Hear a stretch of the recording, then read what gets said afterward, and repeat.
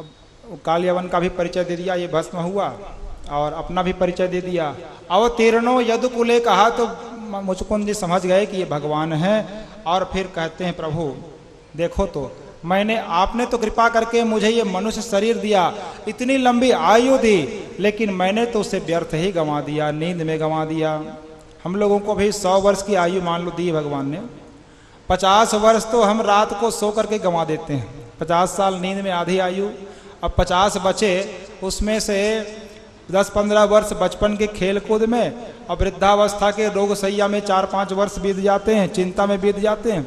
और जो 20-25 वर्ष बच जाए तो वो तो फिर गधा पचीसी है ही, गृहस्थ जीवन में सब व्यतीत हो जाता है। भजन के लिए हम समय निकाल नहीं पाते।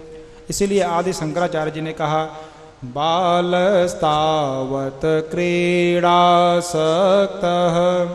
तरुणस्तावत तरुणीरक्तः वृद्धस्तावत चिन्तामग्नः पारे ब्रह्मणि कोऽपि न लग्नः भज गोविन्दं भज गोविन्दं गोविन्दं भज मूढ़मते। तो मुचकुंद जी भगवान की स्तुति करते हैं, कहते हैं विमोहितोऽयं जनैः मायया त्वदीयया त्वां न भजत्यनर्थदृक्। हे प्रभु मैं तो आपकी माया से मोहित हो रहा था। लब्ध्वा जनो दुर्लभ मत्र मानुषम, आपने हमें कृपा करके दुर्लभ मनुष्य शरीर प्रदान किया, लेकिन हमने व्यर्थ ही उसे नींद में गंवा दिया।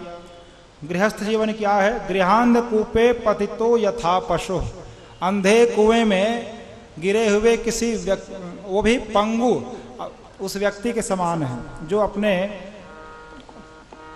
लक्ष्य को देख नहीं पाता, उस तक पहुंच नहीं पाता।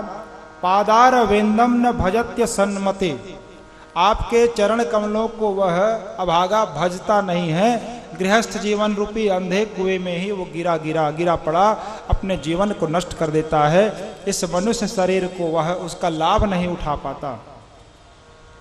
भगवान ने कहा अब तुमने भी तो नींद में अपनी आयु जो व्यर्थ कर ली है, अब जो भी समय शेष है जाओ भजन करो और उसके बाद तुम्हारी मुक्ति होगी। तो इस प्रकार मुचकुंद जी वहाँ भगवान को प्रणाम करके वहाँ से विदा लेते हैं। चलिए कुछ देर नाम कीर्तन करके फिर रुक्मिणी विवाह की कथा यहाँ से प्रारंभ करेंगे।